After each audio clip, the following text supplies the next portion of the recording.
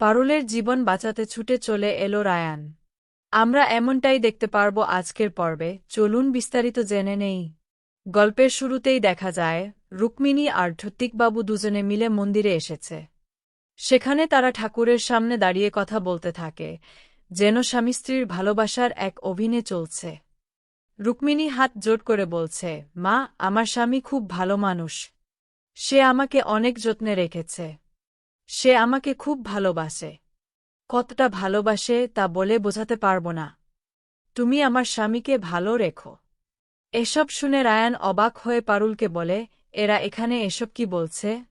পারুল ধীরে উত্তর দিল, ওরা বোঝাচ্ছে স্বামী স্ত্রী একে অপরকে কতটা ভালোবাসে। ঠিক তখনই রুক্মিণী তাদের দিকে তাকিয়ে বলে, আপনাদের তো নতুন মনে হচ্ছে। এখানে এসেছেন, খুব ভালো করেছেন। আমাদের মা সবার ওপর নজর রাখেন। যদি স্বামী স্ত্রীকে ভালো না বাসে তাহলে মা খুব রেগে যান। তখন কাপালিক এসে স্ত্রীকে তুলে নিয়ে যায়। সব কথা শুনে রায়ান আর পারুল দুজনেই অবাক হয়ে গেল। কি করবে কিছুই বুঝে উঠতে পারল না। হঠাৎ পারুল মন্দিরের সামনে দাঁড়িয়ে চোখ বুজে বলে, মা, রায়ান সত্যিই খুব ভালো ছেলে। হতে পারে সে আমাকে ভালোবাসতে পারছে না। হয়তো তার মন অন্য কারো দিকে। তবু ওর ওপর আমার কোনো রাগ নেই। ও খুব ভালো মানুষ। ওর মতো ছেলেকে যে জীবনসঙ্গী হিসেবে পাবে তার কপাল খুব বড় হবে। আমার ভাগ্যে না থাকলে কি আর করা যাবে? আমি শুধু চাই ও যেন ভালো থাকে। রাতে ফিরে এসে রায়ানের অদ্ভুত অস্বস্তি হতে লাগল। অকারণে ভয় করতে লাগল। ঠিক তখনই ছদ্মবেশে অনিরুদ্ধ সেখানে হাজির হল। এমন ভয়ঙ্কর সাজে যে রায়ান আর পারুল দুজনেই চমকে উঠল। অনিরুদ্ধ কর্কশ গলায় বলে, এখনও ঝগড়া করে যাচ্ছিস? যদি তোর স্ত্রীকে সত্যি ভালো না বাসিস তাহলে কিন্তু তোর অবস্থা খুব খারাপ হবে। তার থেকেও খারাপ হবে তোর স্ত্রীর অবস্থা। পারুল ভয়ে কাঁপতে লাগল। তার মুখ ফ্যাকাশে হয়ে গেল। রায়ান পারুলের হাত শক্ত করে ধরে বল, এসবের দিকে তাকিয়ে কোনো লাভ নেই। চল, আমি তোর জন্য একটা সারপ্রাইজের ব্যবস্থা করেছি। পারুল তখন অবাক হয়ে বলে, আমার জন্য আবার কি সারপ্রাইজ দিতেছিস? রায়ান মুচকি হেসে বলে, চল তাহলে দেখাব। কিছুক্ষণ পর দুজনে মিলে এক সুন্দর নিরিবিলি জায়গায় পৌঁছায়, যেখানে রায়ান পারুলের জন্য বিশেষ আয়োজন করে রেখেছে। চারপাশে আলো আর ফুল দিয়ে সুন্দর করে সাজানো পরিবেশ দেখে পারুল ভীষণ খুশি হয়ে যায়। সে বলে, আমার জন্য এত কিছু করেছিস? রায়ান হেসে বলে, দেখ, মিথ্যে মিথ্যে হলেও আমরা তো হানিমুনে এসেছি, এটুকু তো করতেই পারি, তাই না? কেমন হয়েছে শুধু সেটা বল। পারুল আবেগে বলে, ভীষণ সুন্দর হয়েছে, আমার খুব ভালো লাগছে জায়গাটা। রায়ান তখন বলে, সবকিছুই শুধু তোর জন্য করেছি। এরপর সে পারুলকে একটি সুন্দর গান উপহার দেয়। অন্যদিকে অনিরুদ্ধ, রুক্মিণী আর মলদূর থেকে সব দেখে এবং পারুল ও রায়ানের ভালোবাসা দেখে তারা খুশি হলেও ভেতরে ভেতরে উত্তেজিত থাকে, কারণ তারা চায় পারুল যেন ভয়ে ভেঙে না পড়ে এবং কাপালিকের ভয় থেকে মুক্ত থাকে। তাদের দৃঢ় বিশ্বাস, রায়ান সত্যিই পারুলকে ভালোবাসে, সে অন্য কাউকে ভালোবাসতে পারে না। এদিকে চুপচাপ দাঁড়িয়ে থাকা পায়েল সব দেখে মনে মনে বলে, কেন এসব করছিস রায়ান? লোকজন জড়ো হচ্ছে, আর আমি জানি না কিভাবে তোর থেকে দূরে থাকব। তোর কাছে না থাকতে পারলে আমার খুব কষ্ট হবে।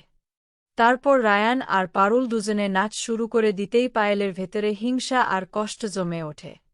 সে ভাবে, রায়ান তো এসব কিছুই পছন্দ করত না, আজ পারুলের জন্য সব করছে। আমার সঙ্গে অন্যায় করেছিস, কিন্তু আর অন্যায় করতে দেব না। আমার সঙ্গে অনেক অন্যায় হয়েছে, এবার প্রতিবাদ করার সময় এসেছে। এই কথা মনে রাখিস, আমি তোকে কোনোভাবেই ক্ষমা করব না। এরপর সংযুক্তা বলে, কি হলো তোর? সেদিন থেকে এত ইমোশনাল হয়ে যাচ্ছিস কেন? ইমোশনাল হয়ে কি কোনো লাভ আছে? নিজেকে শক্ত কর। তুই যদি এভাবে ভেঙে পড়িস তাহলে কিন্তু আমরা সেটা সামলাতে পারব না। তখন বলে, না না, আমি একদম ঠিক আছি। আসলে রায়ানকে পারুলের সঙ্গে এভাবে একসঙ্গে দেখে আমার খুব খারাপ লাগছে। অন্যদিকে মৈনাক সবার জন্য সোরা নিয়ে আসার কথা ভাবে। সেই সময় রুক্মিণী ঘরে ফিরে আসে আর মৈনাক সবার জন্য সোরা প্রস্তুত করতে থাকে। শিরিন ঠিক করে সেই সোরার মধ্যে ঘুমের ওষুধ মিশিয়ে দেবে। যে অপারেশন করার কথা ছিল সেটা শিরিনরাই করবে। রুক্মিণী তো শুধু অভিনয় করছিল, কিন্তু শিরিন অভিঞ্জের আড়ালেই পারুলকে শেষ করে দেওয়ার পরিকল্পনা করে। এর মধ্যেই পারুল আর রাজান ঘরে ফিরে আসে। রায়ান হেসে বলে, আজকের দিনটা কেমন লাগলো? চুপ করে আছিস কেন? পারুল ধীরে বলে, ভালো লেগেছে। তুই এত কিছুর আয়োজন করেছিস, আর ভালো লাগবে না সেটা কি হতে পারে? কিন্তু এসবের কি দরকার ছিল, রায়ান?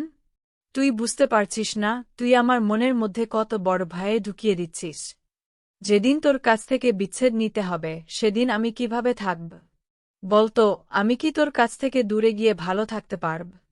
মনে মনে ভাবি, তোকে যদি একবার দূরে যেতে দিই তারপর তুই সত্যিই চলে যাবি।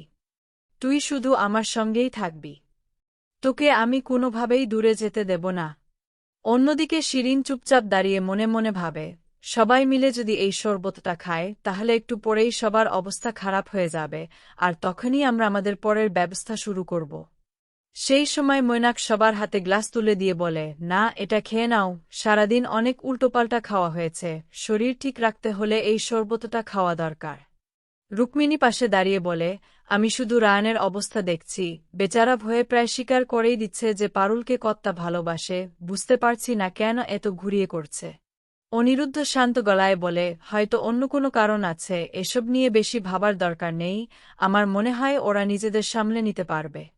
রাত বাড়তে থাকে, পারুল ঘুমানোর চেষ্টা করে কিন্তু তার চোখে ঘুম আসে না, অদ্ভুত অস্বস্তি তাকে ঘিরে ধরে। অন্যদিকে রায়ান গভীর ঘুমে আচ্ছন্ন হয়ে পড়ে। হঠাৎ করেই কয়েকজন মুখোশ পরা লোক চুপিসারে ঘরে ঢুকে পারুলকে তুলে নিয়ে যেতে থাকে, অথচ রায়ান একটাই ঘুমে অচেতন যে কিছুই টের পায় না। পারুল আধো জাগ্রত অবস্থায় বলে, আমাকে ছেড়ে দাও, এভাবে কোথায় নিয়ে যাচ্ছ? ঠিক তখনই দৃশ্য পাল্টে যায়। রায়ানের ঘুম ভেঙে যায়, সে ডান পাশে তাকিয়ে দেখে পারুল নেই। ভয় পেয়ে উঠে বসে বলে, তাহলে কি সত্যিই কাপালিক পারুলকে তুলে নিয়ে গেল? সে ছুটে মন্দিরের দিকে যায়। অন্যদিকে পারুলকে মন্দিরে নিয়ে গিয়ে তার কপালে সিঁদুরের টিপ পরিয়ে বলা হয়, আজ তোমার শেষ রাত, আগামীকালকের দিন তুমি আর দেখতে পাবে না। পারুল আতঙ্কে চিৎকার করে ওঠে, আর সেই চিৎকার শুনে রায়ান প্রাণপণে দৌড়ে আসে পারুলকে বাঁচানোর জন্য। আজকে এই পর্যন্তই। আপডেট পেতে চ্যানেলটি সাবস্ক্রাইব ও বেল আইকনে ক্লিক করে রাখুন। আগামী পর্বে কী ঘটবে জানতে চোখ রাখুন আমাদের চ্যানেলে।